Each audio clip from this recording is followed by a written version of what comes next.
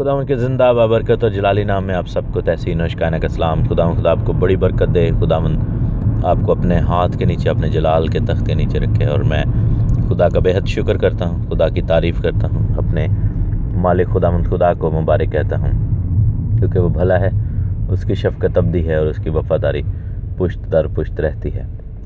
हमारा खुदावंद खुदा हमें हर रोज़ बरकतें देता है और हमें खुदा का शुक्र करना चाहिए उन बरकतों के लिए जो हमें दी हैं, और उम्मीद और ईमान के साथ खुदा की हज़ूरी में आना चाहिए, क्योंकि ईमान के साथ आने वाले को वो ब्लेस करता है, उसको वो अपने हाथ की बरकत देता है, अपनी मुट्ठी को खोलता है और इंसान बरकत पाता है।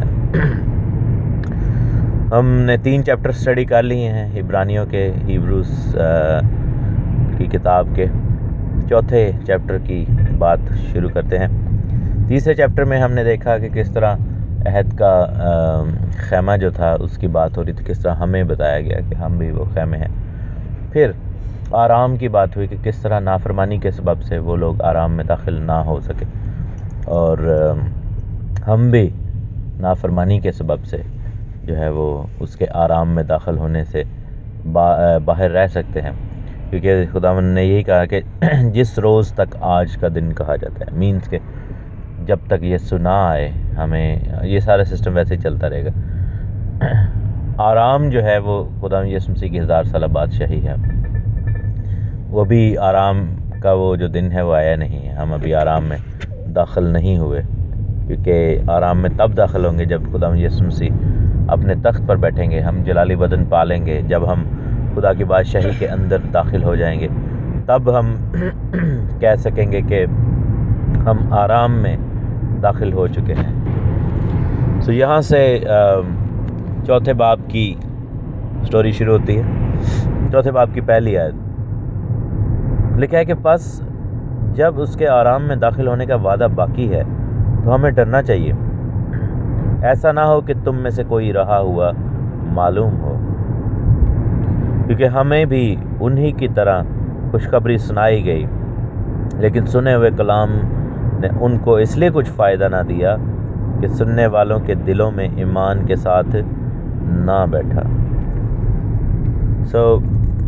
यहाँ पर गौर करने वाली जो चीज़ें हैं, और फिर तीसरी आयत भी मैं पढ़ देता हूँ। और हम जो ईमान लाए हैं उस आराम में दाखिल होते हैं, जिस तरह उसने उनसे कहा कि मैंने अपने गज़ब में कसम खाई कि ये मेरे आराम में दाखिल ना होने पाएंगे, गो के बनाए आलम के वक्त उसके काम हो चुके थे।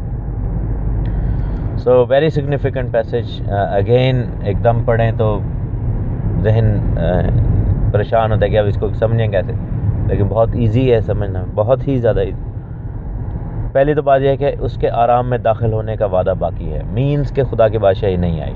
ठीक है, इसका मतलब ये है कि अभी तक, यानी कि वो जो फिज़िकल लेवल पे बादशाही नहीं आई, रूहानी तौर पर हम उसके आराम में दाखिल हो चुके हैं। लेकिन मेरे अज़ीज़ों, हर चीज़ के 2 पहलू हैं, एक रूहानी और एक जिस्मानी। इवन कि हमारी निजात के भी 2 पहलू हैं, रूहानी और जिस्मानी। हमने रूहानी तौर पर तो निजात पा ली है, लेकिन बदन हमारे पास अभी भी वही मौत का बदन है, जिसके बारे में खुदा का बंदा कहता है कि हाय मुझे कौन इस मौत के बदन से छुड़ाएगा। तो बात यह है कि निजात हमने, हमारी रूहों ने तो निजात पाई लेकिन बदन हमारे पास वही हैं जो कि बीमार होते हैं, कमज़ोर होते हैं, इवन के मर जाते हैं। हमें देखना है कि रूहानी तौर पर जब हम ये क्लेम करते हैं कि हम आराम में दाखिल हो चुके हैं, जी खुदा ने हमें निजात दे दी, हम उसके आराम में, तो अभी पूरे दाखिल नहीं हुए, क्योंकि रूहानी तौर पर तो हो चुके, लेकिन जिस्मानी तौर पर अभी होना बाकी है। तो जब वो कह रहे हैं कि हम उसके आराम में दाखिल होने का वादा बाकी है, तो हमें डरना है। अब ये जो आयत लिखी जा रही थी, ये जो किताब लिखी जा रही थी, ये यीशु मसीह की सलीब के बाद लिखी जा रही थी, और खुदावंद का बंदा जो इस किताब को लिख रहा है वो एक निजात याफ्ता शख्स है। वो खुदावंद यीशु मसीह पर ईमान ला चुका हुआ है, वो रूहानी तौर पर आराम में दाखिल हो चुका हुआ है और खुदा की बादशाही से वाकिफ़ है, और फ़ज़ल उस पर हो चुका हुआ है। अब यहाँ पर अगेन वही डिस्कशन आ रही फ़ज़ल और शरीयत की, लॉ एंड ग्रेस। तो वो फ़ज़ल के नीचे हो के कह रहा है कि अभी आराम में दाखिल होना बाकी है, और साथ में कह रहा है कि हमें डरना चाहिए। क्यों डरना चाहिए? मिसाल क्या उसने दी पिछलों की क्योंकि यही कहा ना कि उसने जब कहा था कि मैंने अपने गज़ब में कसम खाई, खुदा ने कहा था कि वो मेरे आराम में दाखिल ना होने पाएंगे। दैट मीन्स के खुदावन का बंदा जो इब्रानियों का राइटर है वो ये कहता है कि लोगों को डरना चाहिए। अब क्यों डरना चाहिए? क्योंकि हम नाफरमानी करते हैं, क्योंकि हमसे गुनाह होता है। और यही बात जो है वो कल के मैसेज में पढ़ी कि निजात ईमान से है, निजात आप पा जाते हैं ईमान से, लेकिन अपने इमाल से आप निजात को खो ज़रूर सकते हैं। इमाल से निजात नहीं पाएंगे, शरीयत के इमाल से आपको निजात नहीं मिलेगी, आपको बरकत ज़रूर मिलेगी। अब जैसे देखें कि ज्यूइश लोग जो हैं पूरी दुनिया के अंदर जो है वो सबसे ऊपर क्यों हैं? क्योंकि वो इमाल, शरीयत के इमाल पर अमल कर रहे हैं। हाँ ठीक है, अगर आपके निजात की बात है वो एक डिफरेंट क्वेश्चन है, लेकिन बरकत ज़रूर वो पा रहे हैं। राय यकीन देते हैं सारी दुनिया में यहूदियों का पैसा इस वक्त सारे बैंकों में पड़ा हुआ। इनोवेशन सबसे ज़्यादा उन्होंने की, ठीक है।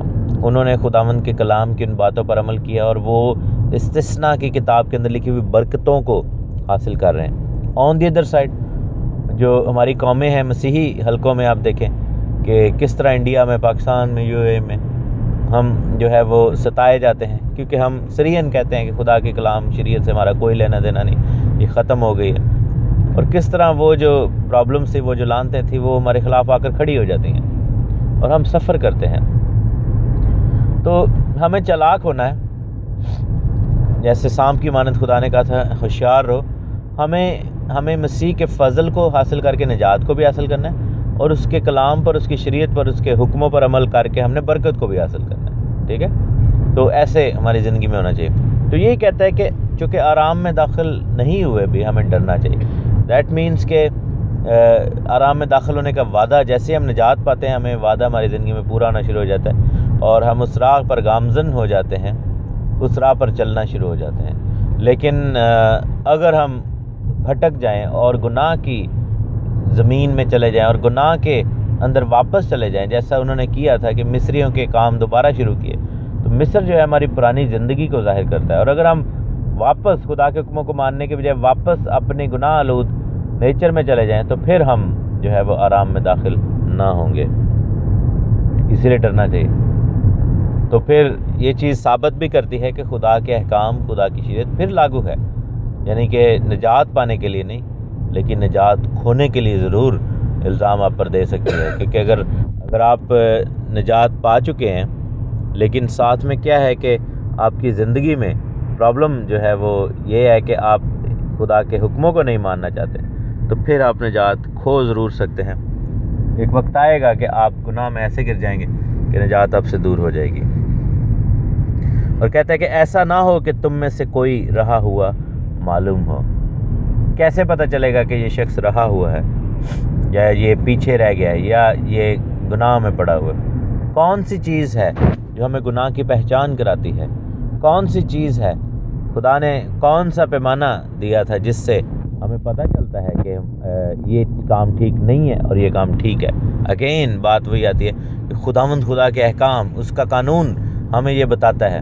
हम जिस मुल्क में भी रहें, जिस कंट्री में भी रहें, उसका कानून हमें बताता है कि हम जो है वो अगर ये करेंगे तो हमें जुर्माना पड़ेगा, हमें फ़ाइन होगा, अगर ये नहीं करेंगे तो फ़ाइन नहीं होगा, अगर ये करेंगे तो हम जेल जा सकते हैं, अगर इससे बाद रहेंगे तो हम जेल नहीं जा सकते। और बाइबल जो है वो कहती है कि जिस मुल्क में रह रहे हो उसके कानून को भी मानो, लॉ ऑफ द लैंड, ठीक है।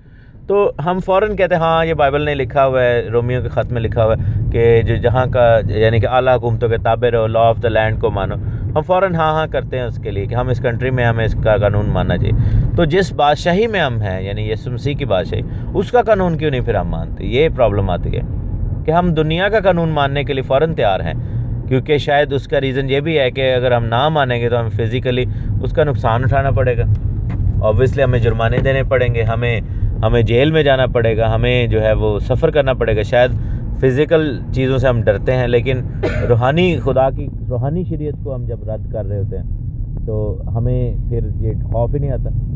शायद हमें चूँकि सज़ा एंड पे मिलेगी, इसलिए सज़ा चूँकि वक्ती तौर पर नज़र नहीं आ रही तो हमें उससे डर नहीं लगता। लेकिन खुदा का बंदा कहता है कि हमें डरना चाहिए हमें डरना चाहिए। ऐसा ना हो कि तुम में से कोई रहा हुआ मालूम होगा। रहे हुए का क्राइटेरिया सिर्फ और सिर्फ खुदा की शरीयत बता सकती है, सिर्फ खुदा का कानून बता सकता है। सो हमें इस चीज़ का एहसास होना चाहिए, हमें इस चीज़ की पहचान होनी चाहिए कि हमारी अगर अदालत होगी, अगर हम अदालत के लायक निकले, तो फिर खुदा की यही शरीयत जो है इसको पैमाने के तौर पर यूज़ किया जाएगा, इसको मेजरिंग स्टिक के तौर पर यूज़ किया जाएगा, इसको नाप के तौर पर यूज़ किया जाएगा और इसके ख़िलाफ़ हमें देखा जाएगा, इसको सामने रख कर हमें देखा जाएगा। तो निजात जो ईमान से पा ली, लेकिन बग़ैर इमाल के उसको पसंद आना नामुमकिन है। ईमान बग़ैर इमाल के जो है वो मुर्दा है, बग़ैर ईमान के उसको पसंद आना नामुमकिन है, लेकिन ईमान बग़ैर इमाल के मुर्दा है। क्योंकि हमें भी उन्हीं की तरह खुशखबरी सुनाई गई। किन की तरह खुशखबरी सुनाई? ये किन की बात कर रहे हैं? ऑब्वियसली ये पिछले चैप्टर में बात कर रहे हैं, तो किन को खुशखबरी सुनाई गई थी? अजीब बात नहीं है यहाँ पे कि हम कहते हैं कि जी हम खुशखबरी तो सिर्फ हमें सुनाई गई थी, यानी कि जब मत्ती की इंजील शुरू होती है तो वहाँ से खुशखबरी शुरू होती है और हमें ये खुशखबरी सुनाई जाती है, हमें ये खुशखबरी सुनाई गई है। खुशखबरी तो यीशु की सलीब के बाद आई है, लेकिन ये किस खुशखबरी की बात कर रहे हैं कि उनको, ये उनसे मुराद ये है कि हमें भी उन्हीं की तरह। ये उन कौन है यहाँ पर? ये बनी इसराइल की बात हो रही है, ये उस जनरेशन की बात हो रही है जो आराम में दाखिल नहीं हुए थे, जो मुल्क मिस्र से निकले थे। उनको कब खुशखबरी सुनाई गई? अब आपके लिए सोचने का मकाम है कि उनको कब खुशखबरी सुनाई गई। जब ईद फसह हुई, जब वो मुल्क मिस्र से बाहर निकले उनको खुशखबरी सुनाई गई। तो फिर खुशखबरी का आगाज़ जो है वो क्यों कर नए अहदनामा से हुआ? हम में से के यहाँ पर क्वेश्चंस हैं जो हमें अपने आप से पूछने चाहिए। हम ये बिलीव करते हैं ओके जी, जो 12 रसूल थे उन्होंने सबसे पहले खुशखबरी सुनाई, लेकिन खुदावंद का बंदा यहाँ पर कहता है कि उन लोगों को पहले खुशखबरी सुनाई गई। और उनको कब खुशखबरी सुनाई गई? जब वो हुरब के पहाड़ पर खड़े थे और जब खुदावंद खुदा ने अपने अहकाम को उतारा और बनी इसराइल ने आवाज़ को सुना खुदावंद की। यही तो बात बार बार कह रहे कि जे अज दे दिन सब सुन दे आवाज़ यहोवा दी। तो उस वक्त जब यहोवा ने यानी खुदावंद खुदा ने पुकारा और बनी इसराइल ने खुदा की आवाज़ को सुना और उन्होंने डरते कांपते हाँ कहा कि हाँ खुदावंद हम तेरे हुक्मों को मानेंगे, ये खुशखबरी थी। तो पहली प्रीचिंग खुशखबरी की, निजात की खुशखबरी की बात पहले कब हुई? पहाड़ पर हुई, हुरब के पहाड़ पर हुई। तो ये जो कॉन्सेप्ट है ये अगेन वो चीज़ जाहिर करता है कि खुदा की शरीयत जो है उसको खुदावंद खुदा खुशखबरी कह रहे हैं, खुदा का कलाम खुशखबरी कह रहे हैं। लेकिन हम लोग उसको लानत कहते रहते हैं कि ओ शरीयत तो एक लानत थी, एक बर्डन था, एक बोझ था। ये 2 दिन पहले एक भाई से बात हो रही तो वो ये कह रहे जी हम जो है वो बर्डन और बोझ के गुलामी के नीचे थे, शरीयत जो है गुलामी है। फिर मैंने उसको क्लैरिफाई करने की कोशिश की कि नहीं, गुलामी शरीयत की नहीं, गुनाह की गुलामी थी और गुनाह गुलामी है। कह रहे हाँ अब मुझे समझ आया, लेकिन गुनाह और शरीयत दोनों गुलामी है। मतलब कि उनके जहन से ये बात निकल ही नहीं रही कि शरीयत गुलामी नहीं थी, खुदा के अहकाम गुलामी नहीं हो सकते, खुदा का कलाम गुलामी नहीं है। गुनाह इब्लीस जो है वो हमें गुलामी में डालता है। खुदा का कलाम तो हमें आज़ाद करने के लिए दिया गया ताकि हमें रास्ता नज़र आना शुरू हो जाए, हमें गुनाह की पहचान हो, हम में से कोई रहा हुआ मालूम ना हो। और यही कहता है कि उनको भी खुशखबरी सुनाई गई, लेकिन सुने हुए कलाम ने उनको इसलिए कुछ फ़ायदा नहीं दिया कि सुनने वालों के दिलों में ईमान के साथ ना बैठा। सो प्रॉब्लम जो है वो कलाम में नहीं है, प्रॉब्लम खुदा के अहकाम में नहीं है, खुदा की शरीयत में नहीं है, प्रॉब्लम हमारे दिलों में है। जैसे हम गीत भी गाते हैं कि तां तू अपनी गल विच सच्चा हो हर हालत। खुदा हर वक्त सच्चा है। अगर हम तोलेंगे, लाख दफ़ा भी तोलें, एक दफ़ा भी हम खुदा से सच्चे नहीं साबित होंगे। हम हमेशा झूठे ही निकलेंगे, हम हमेशा कमतर ही निकलेंगे, हम हमेशा जो है वो गुनाहगार ही निकलेंगे। हमारे अंदर हमेशा जो है वो कोई ना कोई कमी ज़रूर रह जाएगी अनटिल खुदा यीशु मसीह आ जाए दोबारा और हमारे पास जलाली बदन आ जाए और हमें कामलियत की तरफ खुदा ले जाए। तो तब तक हमें ये चीज़ रियलाइज़ करनी होगी कि खुदा भी सच्चा है, खुदा का कलाम भी सच्चा है, उसके अहकाम, उसके कवानीन, उसकी शरीयत जो है वो सच्ची है और उसके अंदर कोई प्रॉब्लम नहीं है, उसके अंदर कोई खोट नहीं है, बल्कि वो चांदी और सोने के हज़ारों लाखों सिक्कों से ज़्यादा बेहतर है। शरीयत पाक है, रास्त है और शरीयत कामिल है। वो हमें कामिल बनाती है। जैसा ये कलाम की मैं बातें कर रहा हूँ, ये मैं कोई फैंटेसी की बात नहीं कर रहा, ये सब मैंने बाइबल में से पढ़ा है कि ये शरीयत रूहानी है, कामिल है, पाक है, हुक्म रास्त है, अच्छा है और कीमती है। प्रॉब्लम कहाँ पे थी? प्रॉब्लम लोगों के दिलों में थी, सख्त दिली थी, और उन्होंने कलाम को रद्द कर दिया क्योंकि वो ईमान के साथ ना बैठा था। सुना तो ज़रूर लेकिन ईमान ना लाए, और उन्होंने यही बातें की जो आजकल हम करते हैं कि ये शरीयत हम पर लागू नहीं होती, हम इसको नहीं मानेंगे। बाद में उन्होंने यही कहा कि हम क्यों इसको माने, ये तो हमारे लिए नहीं है, हम तो अपना सिस्टम जो है वो चलाएंगे। लेकिन उसका नुकसान क्या हुआ कि वो आराम में दाखिल ना हुए। सो आज की जो की वर्स है वो यही है कि उसके आराम में दाखिल होने का वादा अभी बाकी है। मेरे जीजो, टाइम हैज़न्ट कम येट। वो आराम का जो दिन है अभी नहीं आया। तो अगर नहीं आया तो हमें कितना ज़्यादा, वाकई कितना ज़्यादा डर है, क्योंकि अगर खुदा वाकई सच्चा खुदा है और ला तब्दील खुदा है तो अगर खुदा उनको सज़ा देगा तो हमें भी सज़ा देगा। अगर खुदा उनको छोड़ देता तो फिर हमारे पास ये मौका होता कि हम कह सकते खुदा हमें भी छोड़ देगा, लेकिन ऐसा नहीं होगा, बिल्कुल भी नहीं होगा। खुदा अपने कलाम को, बाइबल में लिखा, अपने हर नाम से ज़्यादा इज़्ज़त देता है, क्योंकि कलाम जो है वो बेटा है, कलाम जो है वो यीशु है। तो अगर हम उसके कलाम को, उसके हुक्मों को, उसकी शरीयत को रद्द कर देंगे तो फिर हम समझे यीशु को रद्द कर रहे हैं। खुदा आपके खुदा यीशु मसीह के ज़िंदा बाबरकत और जलाली नाम में आप सबको तहसीन और शिकायना का सलाम। खुदा आपको बड़ी बरकत दे और आप सबको अपने हाथ के नीचे रखे। खुदावंद आपके साथ हो, और हम खुदावंद का शुक्र करते हैं, खुदावंद के नाम की तारीफ़ करते हैं, अपने जलाल के बादशाह को मुबारक कहते हैं, क्योंकि वो भला है, उसकी शफ़क़त अब्दी और उसकी वफ़ादारी पुश्त दर पुश्त रहती है। इब्रानियों के ख़त को हम स्टडी कर रहे हैं, हिब्रूज़ चैप्टर 4 हम कर रहे हैं। लॉ एंड ग्रेस के वाले से हम सीख रहे हैं और बहुत खूबसूरत सिलसिला है, इसमें हमने बहुत कुछ स्टडी किया है ऑलरेडी। और इब्रानियों का जो ख़त है, one of the most dynamic books in the Bible, बहुत ही ज़बरदस्त किताब है, और इसके अंदर जो है वो जो बातें हमें सीखने को मिलती हैं वो लाइफ चेंजिंग हैं। वो बेसिकली वो बातें ग्राउंड ब्रेकिंग बातें हैं, और एक ज़बरदस्त काम जो है उससे हो सकता है। चौथी आयत से हम पढ़ेंगे, चौथे बाब की। हमने पहली 3 आयत में देखा कि किस तरह, क्योंकि आराम में दाखिल होने का जो वादा है भी बाकी है। तो जो थीम शुरू की है उसने चौथे चैप्टर से राइटर ने, तो यही कहा है कि आराम जो है अभी बाकी है, और ये बातें जो हैं वो यीशु मसीह की सलीब के वाक़े के बाद की हैं।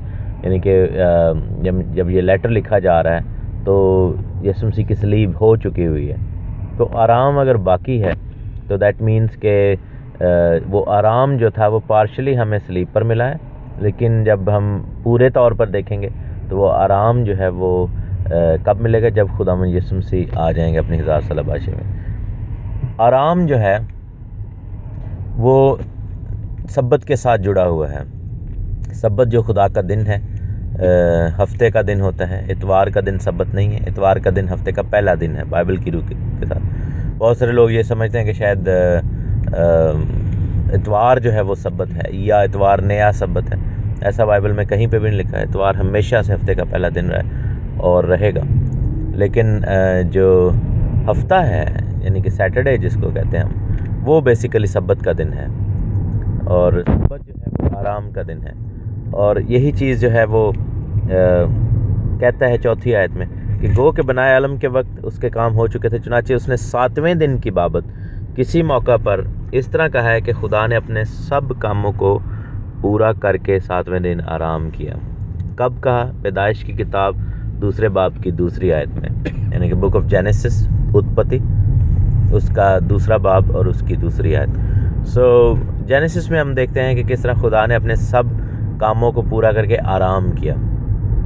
सो आदम को खुदा ने 6ठे दिन पैदा किया, ये हम जानते हैं, और 6ठे दिन के बिल्कुल एंड पे पैदा किया। आप ये भी देखिए कि सब कुछ पहले बनाया, 6ठे दिन जो कुछ भी बना, 6ठे दिन जानवर बने थे, और ज़मीन पर रेंगने वाले और चलने वाले सारे जानदार बने थे।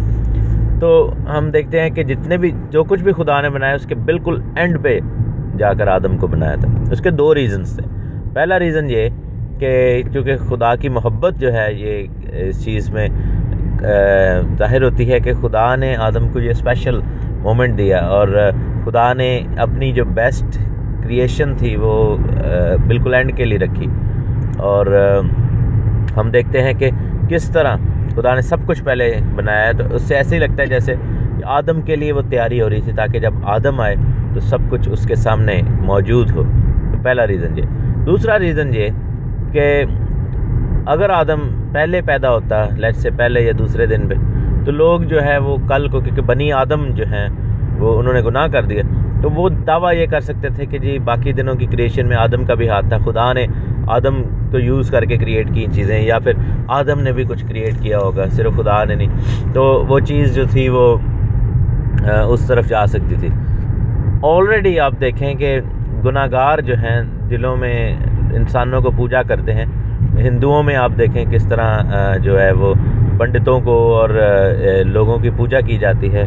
बहुत सारे लोग अपने आप को गॉड्स कहते हैं। थ्रू आउट द हिस्ट्री आप देखें बहुत सारे बादशाह जो थे अपने आप को खुदा मानते थे। मिस्रियों के जो फ़िरौन थे या रोमन्स के जो कैसर थे और इस तरह के जितने भी बादशाह गुजरते थे वो अपने आप को खुदा कहते थे। और ये चीज़ जो है ये बड़ी कॉमन रही है, इंसानों ने अपने आप अपनी प्रस्तिश करवाई। आजकल के दौर में भी ऐसा सब कुछ है।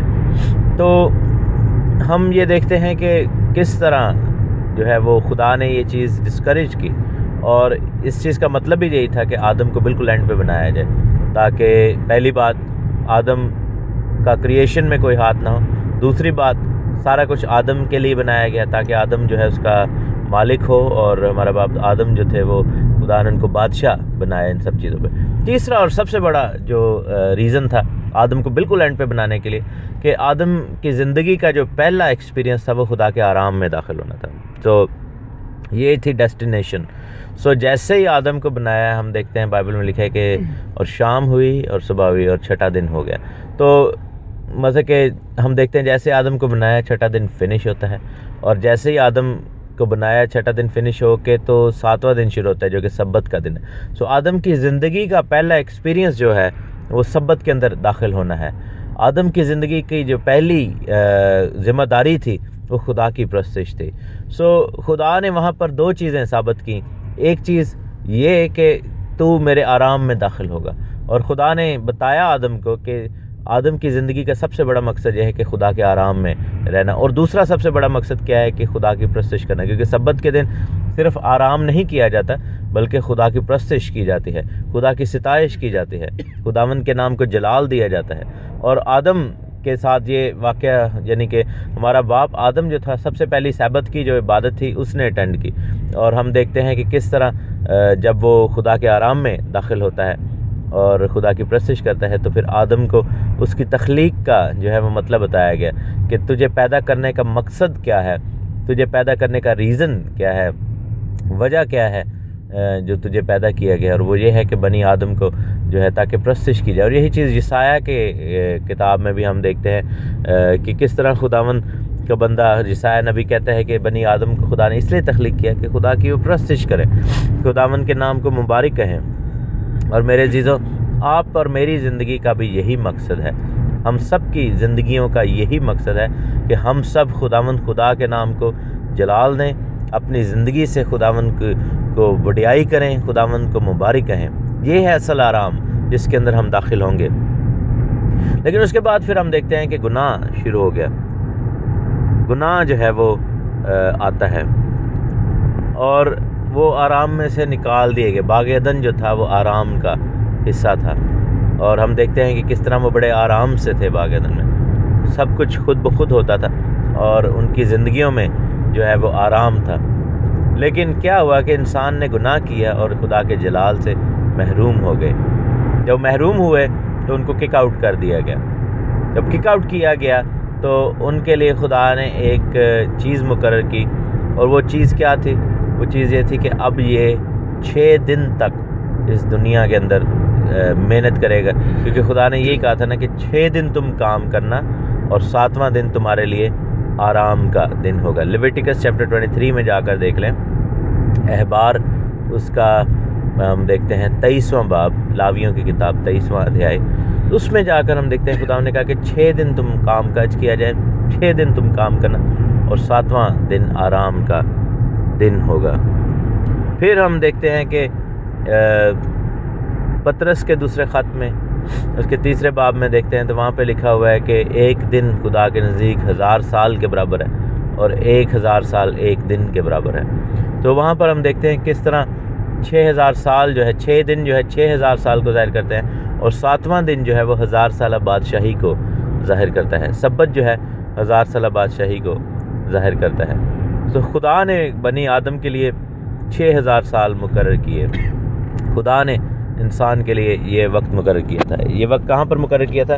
पैदाइश की किताब उत्पत्ति यानी कि उसका 6ठा अध्याय, 6ठा चैप्टर, बुक ऑफ जेनेसिस, और उसके अंदर हम जाकर देखेंगे कि कहाँ पे खुदा ने ये दिन मुकर्रर किए थे।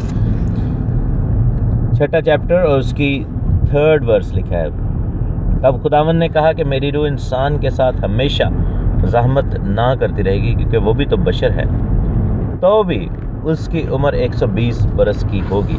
यहाँ पर हम देखते हैं कि खुदा ने एक वो स्टैंडर्ड सेट किया है और कहा है कि इंसान की जो एज है, अब यहाँ पर किसी एक शख्स की बात नहीं हो रही। यहाँ पर यह नहीं खुदा कह रहा है कि हमारी मैक्सिमम उम्र 120 साल की हो सकती है, उससे ज़्यादा नहीं हम हो सकती, क्योंकि उसके बाद हम देखते हैं कि नूह नबी 950 साल तक ज़िंदा रहे जब ये बात हो रही थी। उसके बाद भी लोग बड़ी बड़ी लंबी उम्रें पाई। इब्राहिम ने 175 साल की उम्र पाई और इसहाक ने तकरीबन 165 साल की उम्र पाई। तो मकसद कहने का है ये कि बहुत सारे लोग जो है बहुत लंबी उम्रें लेकर उसके बाद भी ज़िंदा रहे। ये जो बात हो रही है ये बनी नौ इंसान की बात हो रही है, ये इंसानियत की बात हो रही है, ये इंसान के दौर की बात हो रही है कि इंसान को 6000 साल का अरसा दिया जाएगा, यानी 120 साल। यहाँ पर जो लफ्ज़ साल जो इस्तेमाल हुआ है ये नॉर्मल साल नहीं है, ये जुबली का साल है। 120 जुबलीज़ जो हैं वो खुदा ने दी थी।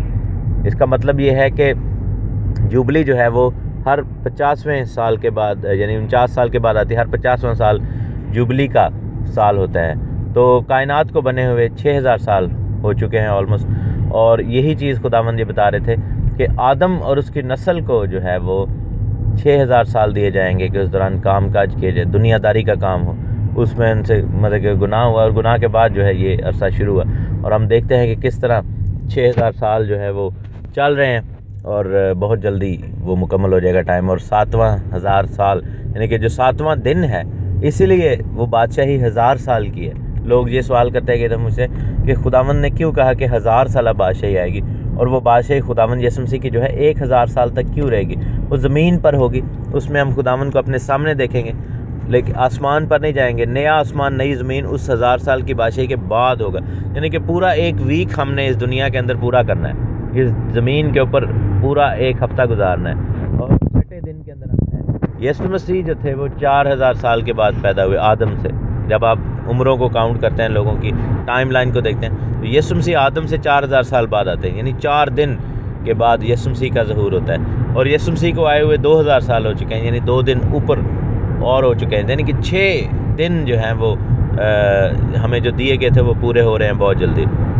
और ये जो जुबलीज़ का जो टाइम है, यानी कि ये जो 120 जुबलीज़ जो दी गई, 120 50 साल की जो पोर्शंस दिए गए हैं, क्योंकि जब आप 120 को 50 के साथ ज़रब दें तो वो भी 6000 बनता है, यानी कि 6000 साल खुदा ने हमें दिए थे।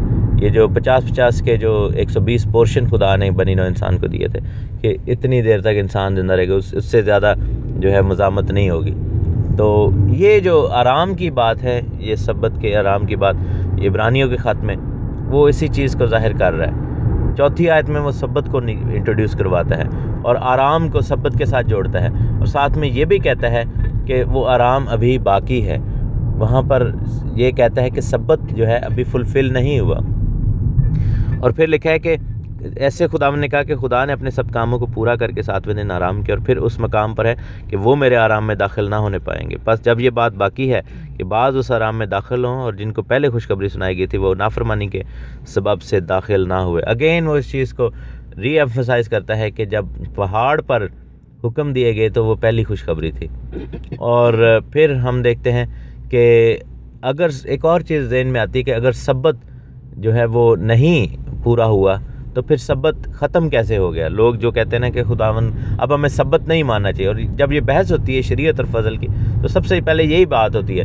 10 हुक्मों में से लोग 9 हुक्म मानते हैं। उस दिन मेरी बात हो रही थी माल्टा में सुनील भाई के साथ, तो उन्होंने यही कहा कि ज़्यादातर पादरी साहिबान को और कलीसियाओं को इसी से प्रॉब्लम है। वो कहते हैं 9 हुक्म हम ज़रूर मानेंगे, 10वां जो हुक्म है यानी सब्बत का हुक्म है वो नहीं हम मानेंगे, क्योंकि अब शरीयत नहीं है। तो बंदा पूछे वो जो बात पहले 9 हुक्म है वो भी तो शरीयत के अंदर ही है ना। तो ऐसा कैसे मतलब कि हम कर सकते हैं कि हम कहें कि 9 हुक्म जब मानेंगे तब शरीयत है, जब 10वां यानी सब्बत का हुक्म आएगा तो फिर हम कहेंगे शरीयत नहीं है। तो ये चीज़ें खुदा को पसंद नहीं है, ये चीज़ें खुदा को बिल्कुल पसंद नहीं। और मेरे अज़ीज़ों, सब्बत तो अभी पूरा भी नहीं हुआ, अभी तो उसकी फुलफिलमेंट होनी है। तो जब अगर फुलफिलमेंट होनी है तो फिर कैसे हम ये कह सकते हैं? और हम आयत वो वाली यूज़ करते हैं, यीशु ने कहा आकर कि मैं जो है वो सब चीज़ों को मैं आया हूँ ताकि शरीयत को पूरा करूँ, मनसूख ना करूँ बल्कि मुकम्मल कर दूँ, पूरा कर दूँ। तो बस यीशु ने कर दिया पूरा, तो बस ख़त्म हो गया। हालांकि मेरे अज़ीज़ों, यीशु ने अभी सब्बत की तकमील नहीं की। सब्बत की तकमील खुदा यीशु मसीह कब करेंगे? जब 1000 साल बादशाही आएगी। तो इसका मतलब है वो लागू है, वो चालू है, वो चल रहा है, वो हमारे ऊपर है और उसको हमने मानना है और हमने ये सब करना है। बस प्रॉब्लम कहाँ पे आती है कि हमने जब रूमी चर्च के पीछे लगकर रूमी तरीक़ाकार अपना लिए, सूरज देवता की जो प्रस्तिश का दिन था उसको आगे कर दिया और सब्बत को पीछे कर दिया, यानी संडे सूरज देवता का जो दिन था। और बेसिकली ये कैथलिक चर्च ने 400 साल बाद मसीह के जब निकाया की काउंसिल हुई तब ये किया, और उन्होंने जो है वो सब्बत को ख़त्म करके उसके, अगर आप गूगल भी कर लें, निकाया की काउंसिल के अंदर और लुदीकिया की काउंसिल के अंदर जो है ये बिशप सारे बैठे और उन्होंने साफ साफ कहा कि हम जो है इन तमाम चीज़ों को ख़त्म करते हैं, ईदों को ख़त्म करते हैं, सब्बतों को ख़त्म करते हैं, और उसकी बजाय हम ये अल्टरनेटिव अपने सब्बत अपनी ईद। लेकिन खुदा ने क्या कहा कि मुझे तुम्हारे सब्बतों से नफ़रत है, तुम्हारी ईदों से नफ़रत है। खुदा ने सैटरडे वाले सब्बत की नहीं बात की, उसने संडे वाले सब्बत की बात की कि मुझे तुम्हारे सब्बतों से नफ़रत है जो हमने नकली सब्बत बनाए हुए हैं, सिर्फ इस वजह से कि यीशु मसीह जब ज़िंदा हुए थे तो उस दिन हफ्ते का पहला दिन था, तो हमने उस चीज़ को मिसयूज़ करके खुदा के हुक्म को टाल के सब्बत की जगह हमने संडे को बीच में राइज कर दिया और उसको एक रीज़न बना के, एक कह लें कि उज़र बना के हमने ऐसा किया है। और यही जो है कैथलिक चर्च ने लोगों के जहन में डाला कि नहीं, क्योंकि यीशु मसीह ज़िंदा हुए थे उस दिन, इसीलिए जो है वो हमें अब संडे को सब्बत मनाना चाहिए, और लोग इस चीज़ को मान भी लेते हैं। हालांकि लोगों का सवाल ये होना चाहिए कि खुदा ने तो ऐसा नहीं कहा, खुदा ने हमेशा जो है वो सब्बत को जो किया, खुदा को पता था कि संडे को यीशु मसीह ज़िंदा होंगे, लेकिन उसके बावजूद यानी कि खुदा को अगर शुरू से ही इल्म है इस चीज़ का कि संडे को यीशु मसीह ज़िंदा होंगे, और हम ये जानते हैं कि खुदा को इल्म था इसलिए खुदा ने ईदें दी थी, तो फिर खुदा ने शुरू से ये क्यों नहीं कहा कि हफ्ता के पहले दिन इबादत किया करो, और वो पहला दिन तुम जो है वो संडे वाला दिन उधर उस दिन इबादत, उसको सब्बत क्यों नहीं करार दिया? तो हमें खुदा की हिकमत को चैलेंज नहीं करना चाहिए, जो खुदा ने कह दिया वो कह दिया। तो सब्बत का आराम अभी बाकी है, और 1000 साल बादशाही में हम जब दाखिल होंगे तो ये हमें मिलेगा। ये सिलसिला जारी रहेगा, हम इसको और ज़्यादा आगे बढ़ते जाएंगे। Thank you, God bless you. खुदा यीशु मसीह नासरी के ज़िंदा और जलाली नाम में आप सबको तहसीन और शिकाना का सलाम। खुदा आपको बड़ी बरकत दे। आज का कलाम जो है पेश खिदमत है, इब्रानियों के ख़त में हम स्टडी कर रहे हैं और उसके चौथे बाब की 6ठी आयत से हम स्टडी करेंगे, बल्कि हाँ जी बिल्कुल 6ठी आयत 7वीं आयत। और हमने कल देखा कि किस तरह सब्बत के हवाले से खुदा का कलाम जहाँ पर बयान करता है कि जिस आराम की वो बात कर रहा था, वो आराम जो है वो सब्बत का आराम है, जो कि हमें मिलेगा जब हम खुदा की बादशाही में जाएंगे। लिखा है कि बस जब ये बात बाकी है, यानी कि वो आराम अभी बाकी है, कि बाद उस आराम में दाखिल हों, और जिनको पहले खुशखबरी सुनाई गई थी वो नाफरमानी के सबब से दाखिल ना हुए, तो फिर एक ख़ास दिन ठहरा कर, कौन सा दिन ठहरा कर? जी बिल्कुल, खुदावन ने जब अहकाम दिए थे तो सब्बत का दिन मुकर्रर किया था अपना ख़ास दिन के तौर पर। ख़ास दिन ठहरा कर इतनी मुद्दत के बाद दाऊद की किताब में उसे आज का दिन कहता है, जैसा पेशतर कहा गया कि अगर आज तुम उसकी आवाज़ सुनो तो अपने दिलों को सख्त ना करो। और अगर यशुआ ने उन्हें आराम में दाखिल किया होता तो वो उसके बाद दूसरे दिन का जिक्र ना करता। बस खुदा की उम्मत के लिए सब्बत का आराम अभी बाकी है, क्योंकि जो उसके आराम में दाखिल हुआ उसने भी खुदा की तरह अपने कामों को पूरा करके आराम किया। बस आओ हम उस आराम में दाखिल होने की कोशिश करें, ताकि उनकी तरह नाफरमानी करके कोई शख्स गिर ना पड़े। हालेलुया। सो ये जो पैसेज है 11वीं आयत तक, ये बहुत खूबसूरत पैसेज है और ये एक्चुअली सब्बत की तकमील की तरफ इशारा करता है। खुदा ने जो है ये दिन हमें दिया और लिखा है कि नाफरमानी करके कोई शख्स गिर ना पड़े। गिरता कैसे है इंसान? जब वो नाफरमानी करता है। कोई इंसान कब गिरता है? जब नाफरमानी करता है, जब खुदावंद के फरमान को नहीं मानता। नाफरमानी का मतलब है फरमान को ना मानना, और फरमान क्या है? खुदावंद खुदा का हुक्म है, खुदावंद के मुंह की बात है। तो जो शख्स फरमान को नहीं मानता, उसके हुक्म को नहीं मानता, वो गिर जाएगा और उस आराम में दाखिल नहीं होगा। और फिर लिखा है कि ख़ास दिन ठहराया उसने। और फिर दाऊद बादशाह की मार्फत वो जाकर कहता है कि तुम मेरे आराम में दाखिल नहीं होगे। तो यहाँ पर खुदावंद का बंदा जो इब्रानियों का राइटर है, वो ये बयान कर रहा है कि अगर यशुआ ने वहाँ पर लोगों को आराम में दाखिल किया होता, और कनान की जो सरज़मीन थी जिसके अंदर वो जा रहे थे, जिसको वादा की ज़मीन कहा गया है, अगर वो आराम की बात थी, क्योंकि ऑब्वियसली ये लेटर जो है वो इब्रानियों को लिखा जा रहा है, और इब्रानी लोग जो हैं वो इस चीज़ को समझते और जानते हैं कि वो वादा की सरज़मीन में गए थे।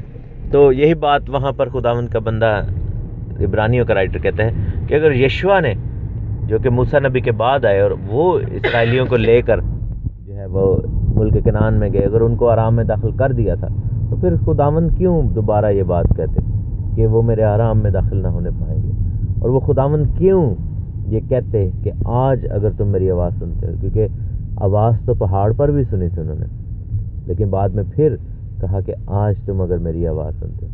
तो ये आवाज़ हम देखते हैं कि मसीह में भी दोबारा लोगों को सुनाई दी, जब मसीह ज़मीन पर आए और खुदावंद खुदा खुद मसीह में होकर ज़मीन पर आए। तो हम देखते हैं कि आवाज़ तो दोबारा भी सुनाई गई, लेकिन आवाज़ में तब्दीली नहीं आई। वही आवाज़, वही कवानीन, वही बातें, खुदावंद के मुंह की बातें।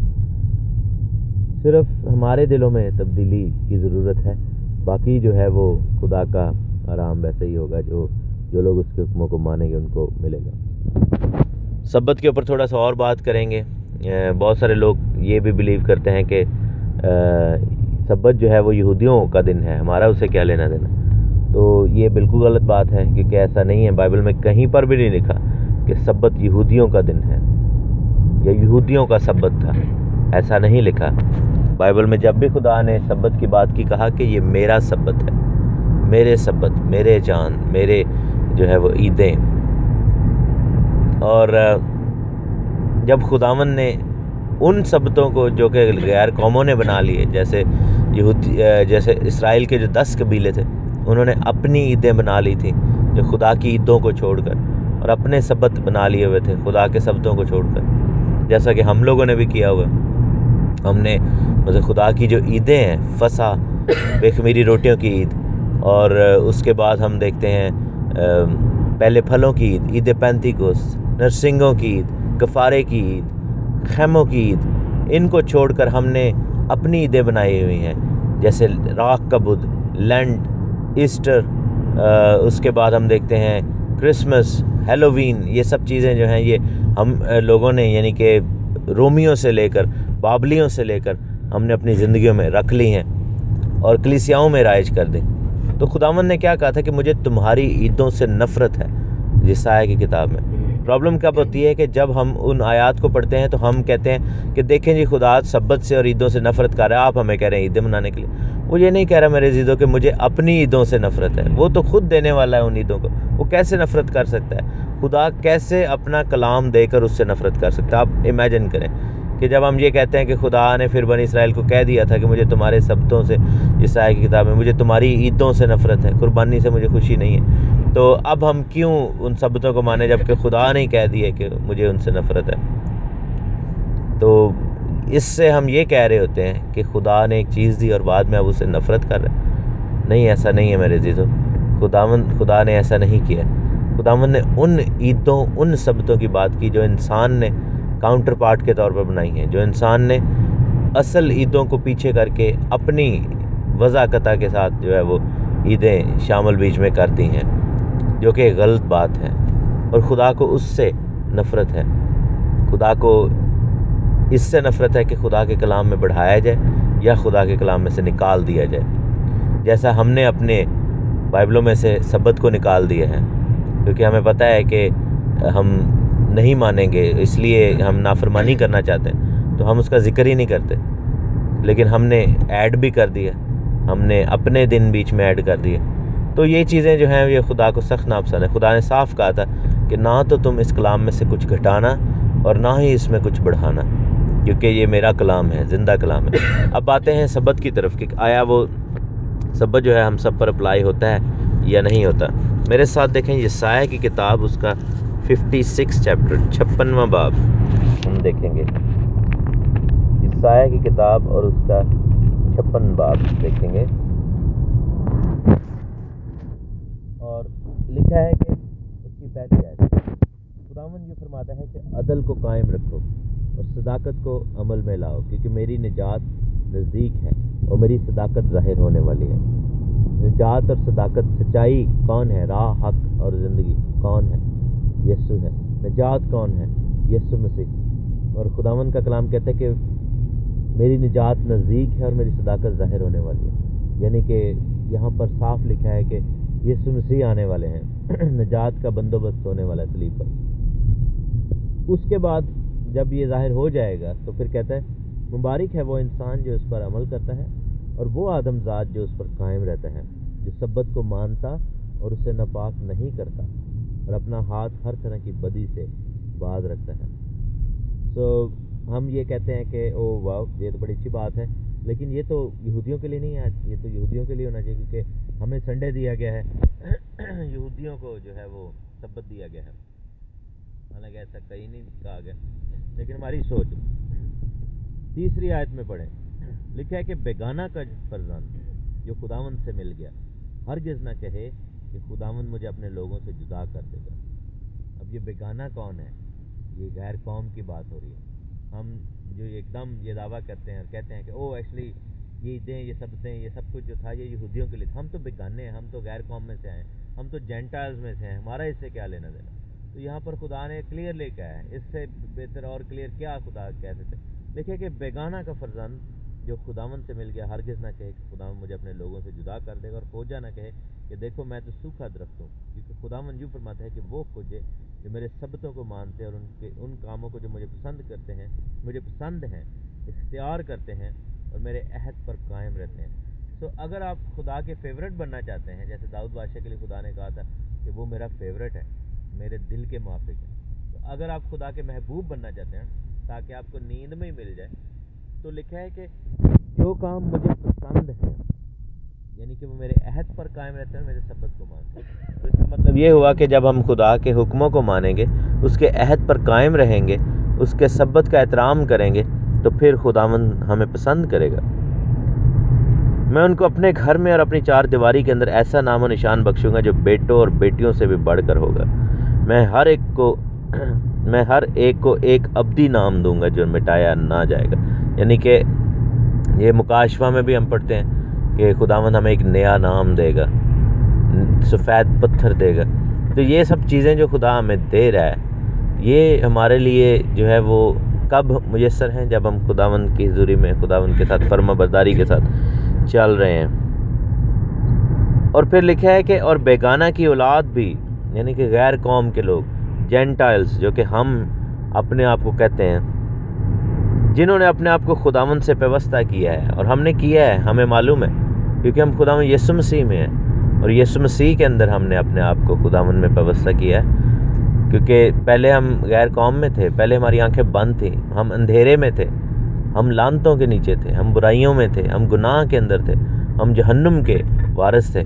लेकिन खुदावंद खुदा के अंदर आकर, यीशु मसीह में आकर, जितनों ने कबूल कर लिया, बेटे बेटियां बन गए। हम जंगली डालियां, जंगली जैतून थे, अब हम असल में जुड़ गए हैं।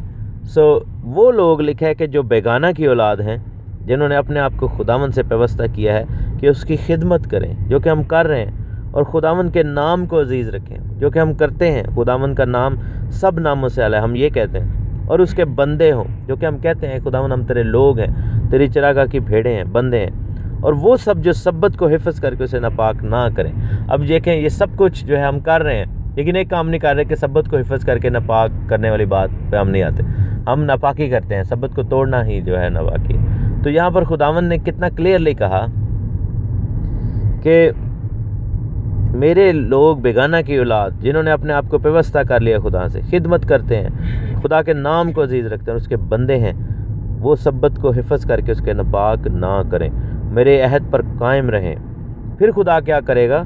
लिखा है हमारे लिए वादा क्या है कि मैं उनको अपने कोहे मुक़द्दस पर लाऊंगा, खुदावन के पहाड़ पर, जो कि खुदा का पहाड़ है, जहाँ पर हैकल बनेगी, वहाँ पर खुदावन हमें लाएगा जलाली बदन में। और अपनी इबादत गाह में उनको शादमान करूँगा, और उनकी सख्त कुर्बानियाँ और उनके ज़बीहे मेरे मज़बा पर मकबूल होंगे, क्योंकि मेरा घर सब लोगों की इबादत गाह कहलाएगा। यहाँ पर ये नहीं लिखा कि मेरा घर यहूदियों की या मेरा घर जो है वो इसराइलियों की इबादत गाह कहलाएगा, लिखा है कि मेरा घर सब लोगों की इबादत गाह कहलाएगा। और खुदा का शुक्र हो कि खुदा ने बड़ा क्लियरली यहाँ पर ये अल्फाज बयान किए हैं कि खुदावन के सब्बत को मानना जो है वो ज़रूरी है। उसके बाद हम देखते हैं यशायाह की किताब 66 बाब में ही और उसकी 22 आयत, लिखा है कि खुदावन फरमाता है कि जिस तरह नया आसमान और नई ज़मीन जो मैं बनाऊंगा मेरे हुजूर कायम रहेंगे, उसी तरह तुम्हारी नस्ल और तुम्हारा नाम बाकी रहेगा। अब नया आसमान और नई ज़मीन तो अभी तक नहीं बनी, क्योंकि हम तो उसी पुराने आसमान पुरानी ज़मीन में ही हैं। तो ये जो नया आसमान नई ज़मीन यानी नया यरूशलेम, खुदा की बादशाही की बात हो रही है, उसमें आप देखें ऑब्वियसली लोग अब अगर कहें कि नहीं ये तो पुराने अहदनामे की आयत है, ठीक है, ये पुराने अहदनामे की आयत है, लेकिन इसमें जो बात लिखी हुई है वो नए अहदनामा से मुतल्लक है, क्योंकि हम नए आसमान और नई ज़मीन की बात कर रहे हैं। हम उस चीज़ की बात कर रहे हैं कि जो 2016 में भी फ्यूचर है। आज अगर हम यीशु मसीह से 2000 साल बाद और इस किताब इन अल्फाज के यानी कि 2500-3000 साल के बाद हम पढ़ रहे हैं आयत, तो अभी भी ये आयत पूरी नहीं हुई और ये फ्यूचर में है। और खुदावन क्या कहते हैं कि जब नया आसमान और नई ज़मीन जो मैं बनाऊंगा मेरे हुजूर कायम रहेंगे, इसी तरह तुम्हारी नस्ल और तुम्हारा नाम बाकी रहेगा। और यूँ होगा कि खुदावन फरमाता है कि एक नए चाँद से दूसरे तक और एक सब्बत से दूसरे तक हर फ़र्द बशर इबादत के लिए मेरे हुजूर आएगा। हर फ़र्द बशर इबादत के लिए मेरे हुजूर आएगा। कब आएंगे? सब्बत पर। तो कल वाला सवाल दोबारा मैं आपके सामने रखूँगा कि खुदावन को पता था कि मसीह यीशु ने, खुदा के बेटे ने, संडे वाले दिन, हफ्ता के पहले दिन ज़िंदा होना है। ये बात ईदों के ऊपर पूरी होती है, क्योंकि पहले फलों की ईद जो है वो हफ्ता के पहले दिन आती है। तो खुदावन को ये पता था कि ये खुदावंद ऐसा करेगा। तो फिर जब खुदा को पता था कि खुदावंद ऐसा करेगा, तो फिर क्यों खुदावन ने जो है वो इबादत का दिन संडे को ठहराया? क्योंकि जबकि उसको पता था। लेकिन इसका मतलब ये है कि खुदावंद की हिकमत को हम चैलेंज नहीं कर सकते। खुदावंद ने सब्बत को एक ख़ास अहमियत दी है। हफ्ता के पहले दिन की अहमियत फ़र्क थी, वो ईद पेंतिकोस्त के वाले से और पहले फलों की ईद के वाले से उसकी अहमियत है। दूसरी बात कि लिखा है कि वो मेरी कौम के लिए सब्बत का आराम बाकी है, अभी बाकी है, सब्बत अभी पूरा नहीं हुआ, अभी इसकी फुलफिलमेंट होनी है। तो मेरे अज़ीज़ों, जब हम ये कहते हैं कि हमें खुदा की बादशाही में जाना है और 1000 साल बादशाही सब्बत की तकमील है और वो असल में हमारा सब्बत है, तो अगर हम अभी नहीं मानते सब्बत को और सब्बत से जुड़ी हुई चीज़ों से अपने आप को दूर रखते हैं, उन बरक़ात को दूर रखते हैं, तो हम कैसे एक्सपेक्ट कर सकते हैं कि उस बड़े सब्बत में दाखिल हो जाएं? छोटे में हम दाखिल होना नहीं चाहते, छोटे वाले यानी कि वीकली में हम दाखिल नहीं होना चाहते और उससे अपने आप को लहदा रखते हैं। तो कैसे ये मुमकिन है कि खुदा से हम फिर दावा करें कि उस सब्बत में हमें दाखिल करे जिससे हमारा कोई ताल्लुक़ नहीं है, जो कि यहूदियों का सब्बत था और हम अपने आप को उससे दूर रखते थे, उसकी फुलफिलमेंट में हमें खुदा आप शामिल कर। खुदा कहेगा जो असल ਨੂੰ ਤੁਸੀਂ ਮੰਨਿਆ नहीं तो ਤੁਸੀਂ ਉਹਦੀ फुलफिलमेंट ਦੇ ਵਿੱਚ क्यों एंटर होना चाहते हो? यानी कि जब हम असल को मानते नहीं हैं, जो असल चीज़ है, और कहें कि इसकी तकमील में हमें ज़रूर हिस्सा मिले, ये कैसे मुमकिन है? मसलन हम कहें कि सलीब को हम ना माने लेकिन निजात हमें ज़रूर मिलनी चाहिए, ऐसे नहीं होगा। खुदा के टर्म्स को हमें खुदा के टर्म्स पे ही मानना चाहिए।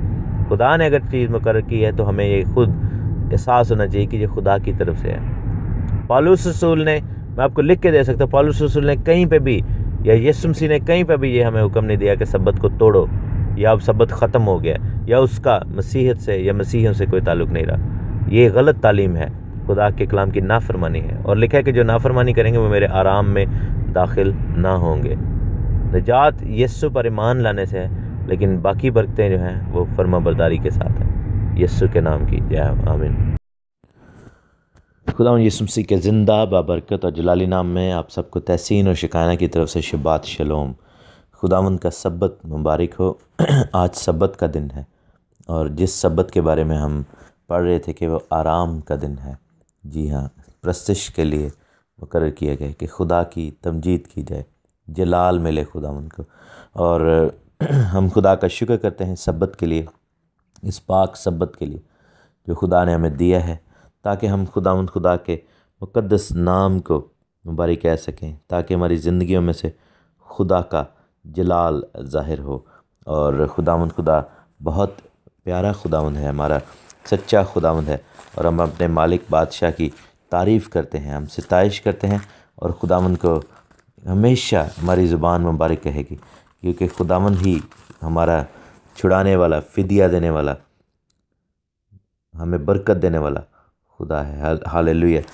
आइए हम खुदावंद की ज़ुरी में खुदावंद के मुक़द्दस नाम के सामने झुकें और खुदावंद से कहें कि ऐ खुदावंद, तू जो हमें बरकत देता है, तू जो हमें, ऐ खुदावंद, अपनी रहमत के हाथ के नीचे रखता है, हम तेरा शुक्र करते हैं, और ऐ खुदावंद तेरी तारीफ़ करते हैं, सारा जलाल तेरे नाम को देते हैं, क्योंकि खुदावंद ने हमें अपने हाथ से संभाला है, उसने अपनी शबीह पर हमें क्रिएट किया है। तो खुदावंद का शुक्र हो, खुदावंद के नाम की तारीफ हो।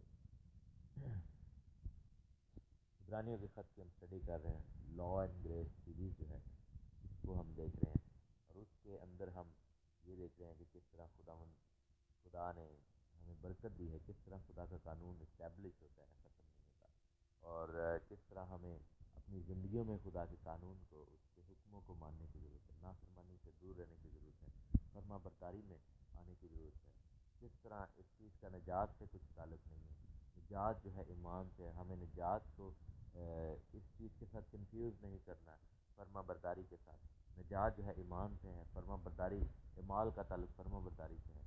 तो हमें कतन निजात के ऊपर अपने माइंड को नैरो करके नहीं, हमें सिर्फ बहुत नैरो माइंड जो है वो बना के ये नहीं कहना कि ठीक है हमें निजात पानी है तो इसके बाद हमारा ताल्लुक़ बस निजात से। निजात हमारा हक है, निजात हमारी रूहानी ज़िंदगी का आगाज़ है, तो मेरे जीरो इख्तिताम नहीं है, आगाज़ है। रूहानी ज़िंदगी तो निजात के बाद शुरू होती है, रूहानी ज़िंदगी जो है उसके अंदर खुदा के अहकाम का लेना देना है। रूहानी ज़िंदगी को पाने के लिए नहीं, रूहानी ज़िंदगी पा कर, यानी कि निजात पा कर रूहानी ज़िंदगी का जब आगाज़ होता है तो रूहानी ज़िंदगी को चलाने के लिए खुदा के हुक्मों को मानना होगा, उसके कलाम के मुताबिक चलना होगा, क्योंकि ये आपको पाकीज़गी देते हैं। अब पाकीज़गी और निजात ये दो अलग चीज़ें हैं। लोग हर एक चीज़ को निजात के साथ जोड़कर मिक्स कर देते हैं। हमें पाकीज़गी की तरफ बढ़ना है, हमें कामलियत की तरफ बढ़ना है, और वो कैसे मुमकिन है जब खुदा से हम खुदा के हुक्मों के फर्माबरदार होकर चलेंगे। और हुक्म कहाँ पर लिखे हैं? हुक्म खुदा के कलाम में लिखे हुए हैं, क्योंकि जैसा हमने पढ़ा लास्ट 2 डेज से कि अगर हम आज खुदा की आवाज़ सुने, और वो आज जो है वो खुदा की बादशाही को ज़ाहिर करता है, तो लिखा है कि उनको खुशखबरी सुनाई गई उन लोगों को जो कि पहाड़ के सामने खड़े थे, हुरब के पहाड़ पर। पहली खुशखबरी उधर सुनाई गई। सबसे पहली खुशखबरी जो थी वो अम्मा हव्वा को सुनाई गई थी, जब उसको कहा गया था कि तेरी नस्ल में से एक आएगा। तो हम देखते हैं कि खुशखबरी का आगाज़ तो पैदाइश की किताब से होता है। खुशखबरी का आगाज़ जो है मत्ती से नहीं हो रहा। मत्ती में उस खुशखबरी का कह लें कि अंजाम और उस खुशखबरी को अप्लाई किया जा रहा है। तो कलाम में थ्रू आउट जो है वो खुशखबरी हमें दी गई है, और वो खुशखबरी मसीह के आने की खुशखबरी है।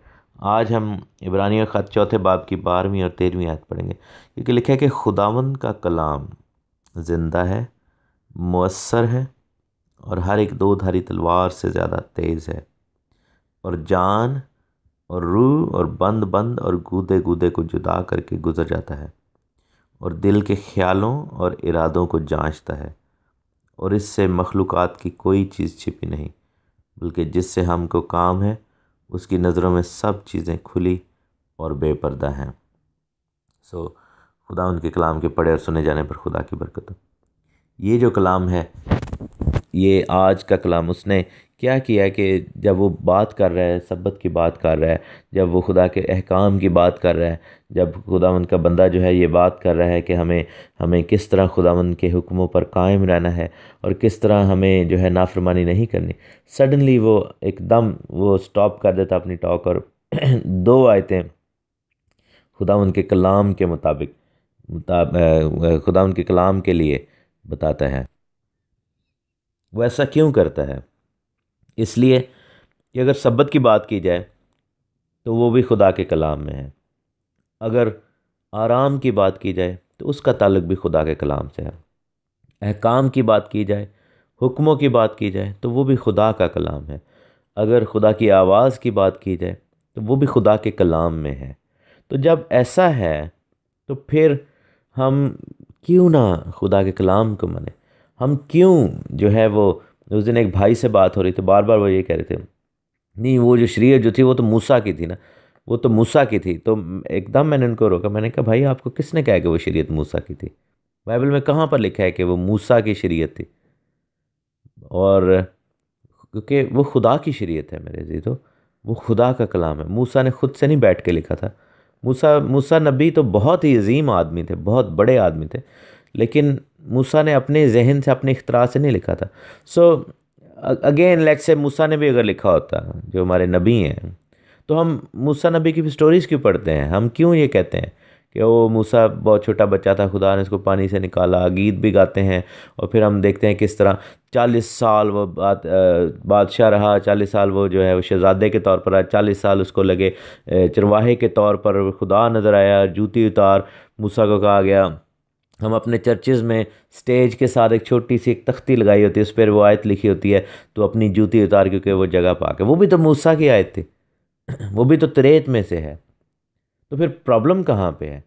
वही मूसा नबी की स्टोरीज़ को हम आगे बढ़ाते हैं। हम कहते हैं कि ओ खुदावंद ने मूसा से कहा कि अपना तू हाथ बढ़ा और जो है पानी पर जो है वो असा मार दे, और हम देखते हैं पानी इससे बहरे कुलज़म दो इससे कर दिया खुदा ने। तो हमारी ज़िंदगियों के कुलज़म भी जो है खुदावंद इसी तरह हमारी ज़िंदगियों के अंदर फ़िरौन जो है हमारे ख़िलाफ़ इब्लीस काम कर रहा है, फ़िरौन की मानद है। खुदावंद ने जिस तरह मूसा को इस्तेमाल किया, हमें भी खुदा इस्तेमाल करेगा। हम बड़े इस तरह की दिलेरी के साथ जो है वो कर रहे होते हैं, ये सारी स्टोरीज़ बता रहे होते हैं जो मूसा नबी की हैं। लेकिन जब हम खुदा के हुक्मों की बात आती है तो हम कहते हैं ओ नहीं नहीं, ये मूसा की शरीयत है, हमने नहीं इसको माना, ये तो मूसा की है, मूसा से हमारा क्या लेना देना, और ये तो यहूदियों के लिए है। कितनी बुरी बात है मेरे जी। तो खुदा को कितना दुख होता होगा, खुदा को कितना गुस्सा भी आता होगा कि यार ये कैसे जाहिल लोग हैं हम सब, कैसे हम सब जो है दोगले लोग हैं, कि हम उन स्टोरीज़ को अपना बना बना के हम अपने बच्चों को भी सिखाते हैं, हम अपना बना बना के अपनी ज़िंदगियों में उनको अप्लाई करने की कोशिश करते हैं। लेकिन जब शरीयत की बात आती है, उसी नबी की स्टोरी को हम जो अपनी ज़िंदगियों से अपने साथ रिलेट करते हैं, उस नबी के साथ जुड़ी हुई हर वाक़े को हम अपने साथ रिलेट करना चाहते हैं। हम कहते हैं कि यार खुदा ने बड़ा काम किया, लेकिन जैसे ही उसके हुक्मों की बात आती है, जैसे बात आती है कि वो हुक्म जो उस नबी की मार्फत आए, हम एकदम पीछा छुड़ाते हैं, हम एकदम जो है वो कह लें कि दोगले हो जाते हैं, हम एकदम जो है वो बेवफा हो जाते हैं। हम कहते हैं कि नहीं नहीं नहीं नहीं नहीं, वो मूसा का है, उसका हमसे क्या लेना देना, वो तो मूसा की शरीयत है, हमें तो यीशु की शरीयत को मान। तो हालांकि मूसा को शरीयत देने वाले खुद खुदा में यीशु मसीह थे। तो वो जो पहली 5 किताबों में शरीयत लिखी है वो मूसा की शरीयत नहीं है मेरे जी, तो वो यीशु मसीह की शरीयत है, क्योंकि बाप को किसी ने नहीं देखा। यूहन्ना की इंजील उसके पहले बाप के 18वें बाप को तो किसी ने देखा ही नहीं है। तो फिर देने वाला बेटा ही था ना उधर, जो वहाँ पर शरीयत को दे रहा था। तो जब बेटे ने दी है तो फिर शरीयत भी यीशु की हुई। पुराने अहदनामा में जो शरीयत लिखी है वो यीशु मसीह की है, वो खुदावंद खुदा की शरीयत है। खुदा ने बार बार कहा कि ये मेरे अहकाम है, अगर तुम मेरे अहकाम को मानो, अगर तुम मेरी बातों को मानो, मेरे मेरी हुक्मों को मानो, अगर तुम मेरे आइन को मानो, मेरी शरीयत को मानो। खुदा ने तो कभी भी नहीं ये कहा था कि मूसा की शरीयत है, ये तो यहूदियों की शरीयत है। खुदा ने हमेशा कहा कि ये मेरे अहकाम है। तो अगर वो खुदा के अहकाम है तो फिर मूसा कौन है और फिर पौलुस कौन है? वो खुदावन के अहकाम है। कौन है जो ये कहता है कि इसको नहीं मानेंगे? या पौलुस ने तो कभी भी नहीं कहा कि इसको नहीं मानना चाहिए। तो फिर हम क्यों आम इंसानों का सहारा लेकर उनके उनके बातों को ट्विस्ट करके हम जो है वो तरोड़ मरोड़ के अपने स्वाद के लिए, अपनी स्वाद के लिए, अपने जो है वो अपने आप को जस्टिफाई करने के लिए हम इतने बड़े बड़े नबियों में कीड़े डालने शुरू कर देते हैं और उनको गंदा करना शुरू कर देते हैं, जो कि खुदा के बड़े बड़े नबी हैं, खुदा के चुने हुए वसीले हैं। मूसा को उसके भाई ने, उसकी बहन ने थोड़ी देर के लिए गंदा करने की कोशिश की थी, और गिनती की किताब में इसका जिक्र है, पढ़ लीजिएगा। और कोड़ हो गया था उसकी बहन को। तो आप इमेजिन करें कि जब हम खुदा के कलाम को झूठा कहते हैं, खुदा के कलाम को कहते हैं कि अब ये ख़त्म हो गया है, इसका कोई ताल्लुक नहीं, ये तो लानत था, ये तो बोझ था, ये तो जो है वो प्रॉब्लम था, तो खुदा कितना नाराज़ होता होगा हमारे से। और हमारी ज़िंदगियों में क्यों इतनी प्रॉब्लम्स हैं? पाकिस्तानी क्रिश्चियंस, इंडियन क्रिश्चियंस, क्यों हम सब इतना पीछे हैं? क्योंकि हम खुदा के कलाम को डेली बुरा भला कहते हैं। हम अपने आप को कता ताल्लुक़ करते रहते हैं उस कलाम से। हम कहते हैं कि हमारा कुछ लेना देना नहीं, लेकिन खुदा का कलाम कहता है कि वो ज़िंदा है। खुदा का कलाम ज़िंदा है, हमने भी पढ़ी है याद, ज़िंदा है। अगर खुदा का कलाम ज़िंदा है और शरीयत खुदा का कलाम है, पहली 5 किताबें खुदा का कलाम है, तो वो भी ज़िंदा है। तो ज़िंदा चीज़ जो है वो अप्लाई होती है, मर नहीं चुका, वो ख़त्म नहीं हो गया, वो ज़िंदा है। ज़िंदा चीज़ ज़िंदगी बख्शती है। खुदा का कलाम मौसर है, वो ये कहता है। मौसर क्यों है? क्योंकि वो असर करता है। आप कलाम का कोई भी हिस्सा उठाकर देखें, वो असर करेगा आपको। आप अगर बरकत का कोई असूल, कोई भी वर्ष उठा लें, चाहे वो पुराने अहदनामे में, मैं आपको दावे के साथ कहता हूँ, लिख के दे देता हूँ। आप आप अगर ये दावा गलत साबित कर दें, मैं ईमान से फिर जाऊँगा, मैं खुदा का मुनकर हो जाऊँगा। अगर आप शरीयत की किताब में से कोई आयत निकालें और वादा खुदा का निकालें और उसको कहें कि खुदावंद मैं इस वादे पर कायम होता हूँ और मैं अपने आप को कायम करता हूँ, तो मुझे बरकत दे, और वो खुदा बरकत देगा।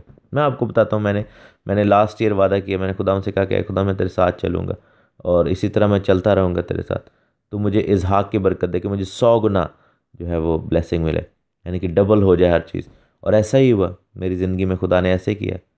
मुझे जब नई जॉब मिली तो वो सारा कुछ डबल हो गया, मेरी तनख्वाह ही डबल हो गई। आप इमेजिन करें, ऐसा कभी होता है कि मतलब आप लोगों को, हम सबको यही होता है कि चलो 100-200 का इंक्रीमेंट मिल जाए, 1000-2000 बढ़ जाए, लेकिन नहीं, खुदा ने डबल कर दिया, क्योंकि खुदा बरकत है। वो कलाम मौसर है, हर एक 2 धारी तलवार से ज़्यादा तेज़ है। अच्छा, मौसर के ऊपर एक और चीज़ मैं बताऊँ कि उसके अंदर लिखी हुई लानतें भी मौसर हैं। अगर हम नाफरमानी करेंगे तो वो लानत भी हम पर असर करेगी, अगर बरकत असर करेगी तो लानत भी करेगी।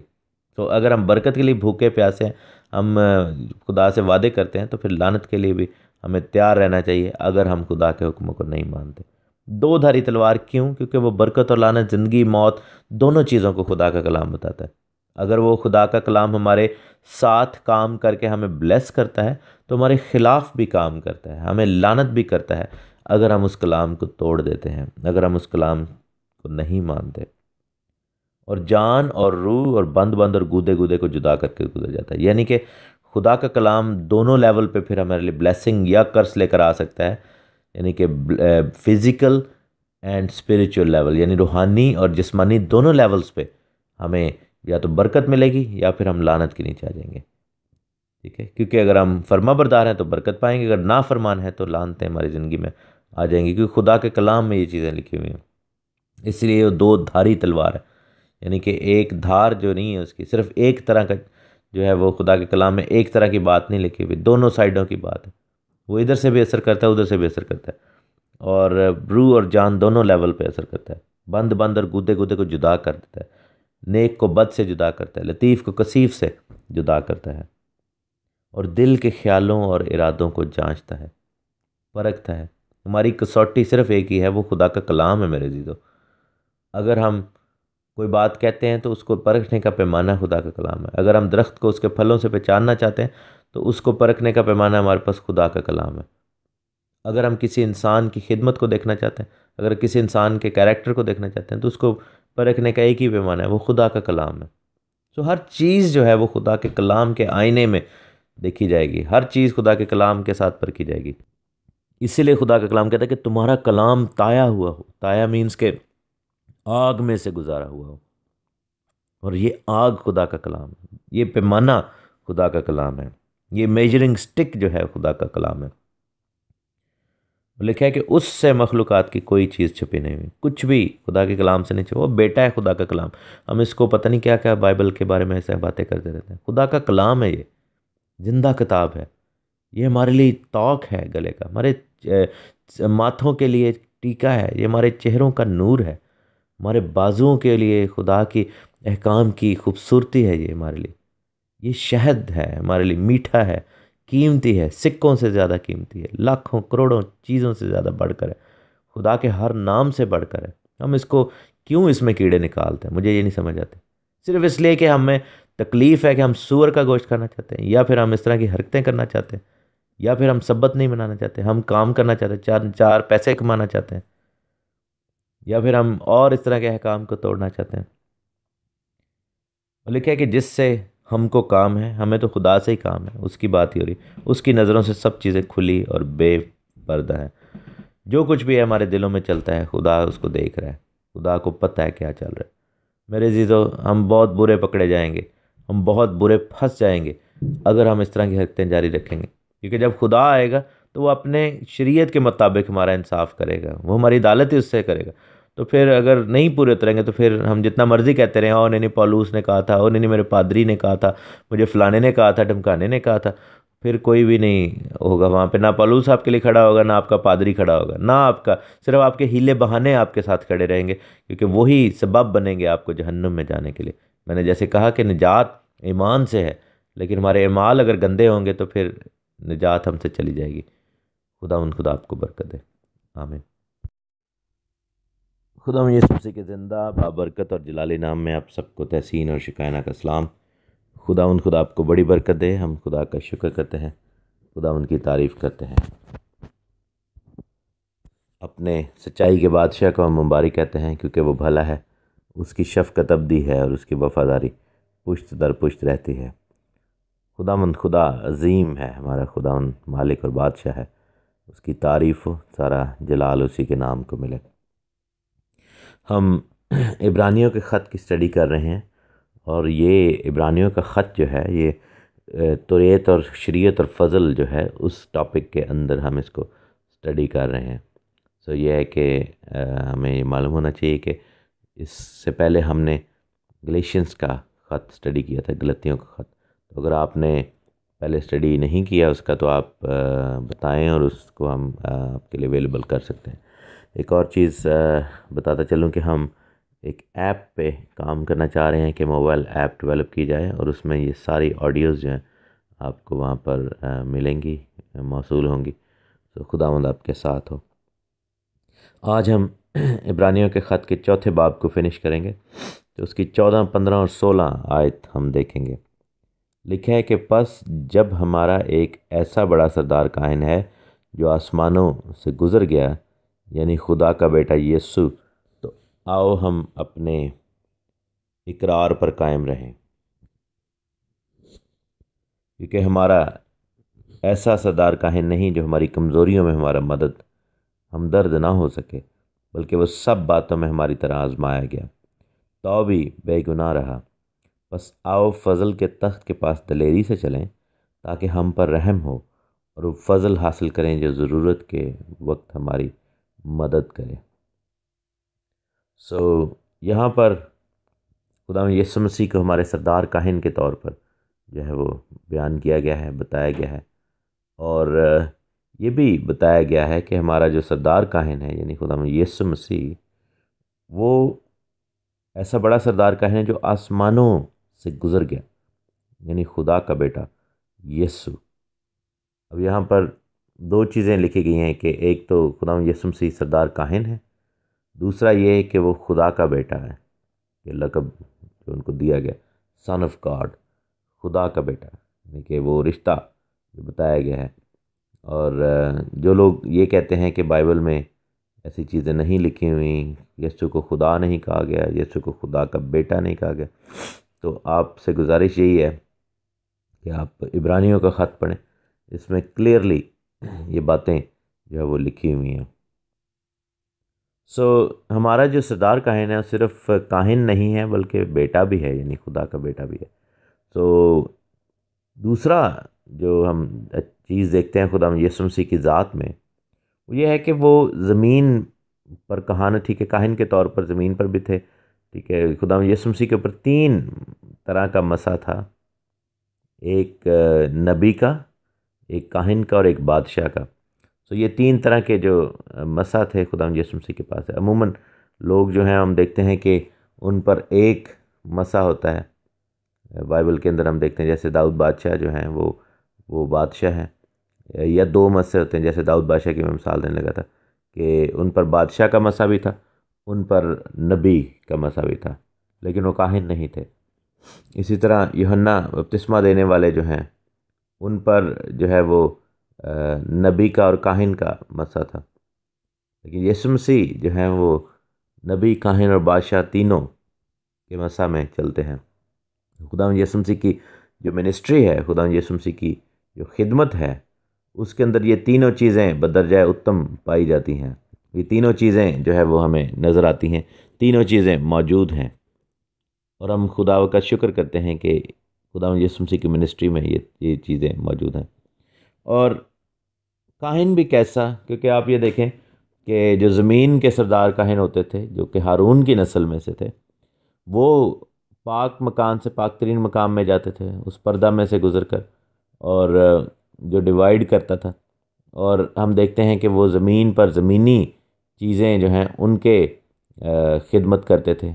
जानवरों बकरों का खून लेकर जाते थे, भेड़ों बकरों का और बर्रों का खून लेकर जाते थे, और ज़मीन के अंदर ही रहते थे। खुद भी गुनाहगार होते थे, पहले अपने लिए कुर्बानी करते थे, कमज़ोर होते थे, और फिर जो है वो दूसरों के लिए ऐसा करते थे। लेकिन हमारा सरदार काहिन जो है, बाइबल में लिखा हुआ है, हमारा सरदार काहिन ऐसा काहिन है, ऐसा काहिन जो आसमानों में से गुजर गया। वो कौन से पर्दा में से गुजरा? वो ज़मीन और आसमान के बीच जो आसमानों के पर्दे हैं उनमें से गुजर गया। तो इसका मतलब है कि हमारी जो बरकत है, हमारी जो ब्लेसिंग है, वो आसमान की ब्लेसिंग है, वो बड़ी ब्लेसिंग है। वो इस वाले से है क्योंकि हमारा काहिन जो है वो आसमान में है, और वो आसमान पर हमारे लिए कहानत करता है। तो लिखा है कि आओ हम अपने इकरार पर कायम रहें। कौन सा इकरार? जो गुनाहों का इकरार किया, जो बदी का इकरार किया हमने, उस पर कायम रहें, क्योंकि हमारा काहिन जो है वो आसमान में है, वो हमारे लिए कहानत करता है। एक और चीज़ यहाँ पर जाहिर होती है कि आसमान में वो क्यों जाकर कहानत का काम खुदावंद कर रहे हैं। इसलिए कि आसमान जो है वहाँ पर भी हैकल है खुदावंद की, वहाँ पर भी खुदा का खैमा है। असल खैमा, असल हैकल जो है, असल टेंपल जो है वो आसमान में है। और हम देखते हैं कि किस तरह खुदा यीशु मसीह उस खैमा के अंदर, उस टेंपल के अंदर जो है वो कहानत करते हैं। ऑन दी अदर साइड हम ये भी देखते हैं कि हमारा ताल्लुक़ जो है फिर वो उस हैकल से है जो आसमान के अंदर मौजूद है, जो कि असल हैकल है। हमारा जो लेना देना है, हमारी जो खिदमत है, उसका ताल्लुक़ उस हैकल के साथ है, और हम खुदा का शुक्र करते हैं इस बात के लिए भी। और लिखा है कि हमारा ऐसा सरदार काहिन नहीं जो हमारी कमज़ोरियों में हमारा मददगार ना हो सके, बल्कि वो सब बातों में हमारी तरह आजमाया गया तो भी बेगुनाह रहा। कैसे आजमाया गया? हर बात में। खुदा यीशु मसीह के बारे में यानी कि ये लिखा गया है कि वो हमारी तरह हर बात में जो है वो आजमाया गया। हर बात में खुदावंद की आजमाइश हुई, और वो साबित कदम रहा, वो फर्मा बरदार रहा। कैसे विन किया? फर्मा बरदारी के साथ। बाप का जो हुक्म था उससे पीछे नहीं हटा, हुक्म अदूली नहीं की, फर्मा बरदारी जो थी वो जारी रखी।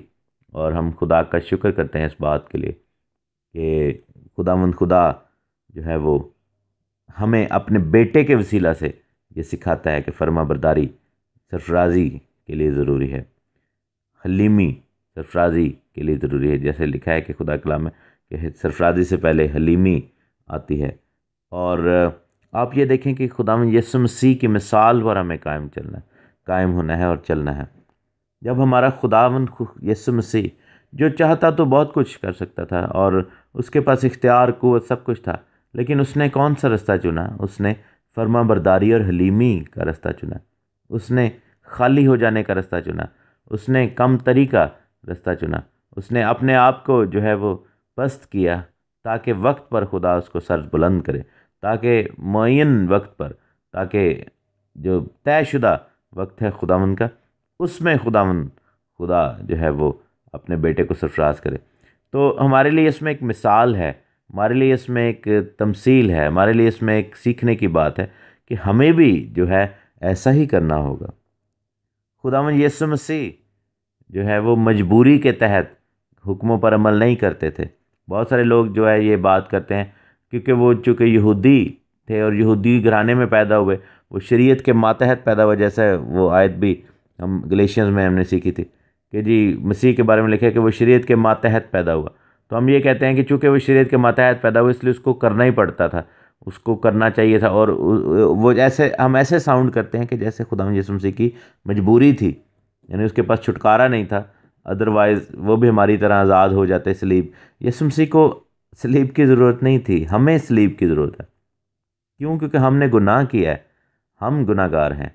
यीशु मसीह को तो किसी भी तरीके के कफ़ारे की या किसी भी तरीके के जो है वो कह लें कि फ़िदिये की ज़रूरत नहीं है, क्योंकि फ़िदिया उनका दिया जाता है जो गुनाहगार होते हैं, जिनसे कोई गुनाह या गलती सरजद हुई है, उनका फ़िदिया बनता है। लेकिन यीशु मसीह को तो ज़रूरत नहीं थी इस चीज़ की। लेकिन हम देखते हैं कि किस तरह खुदावन यीशु मसीह ने उसके बावजूद फर्मा बरदारी के साथ काम किया।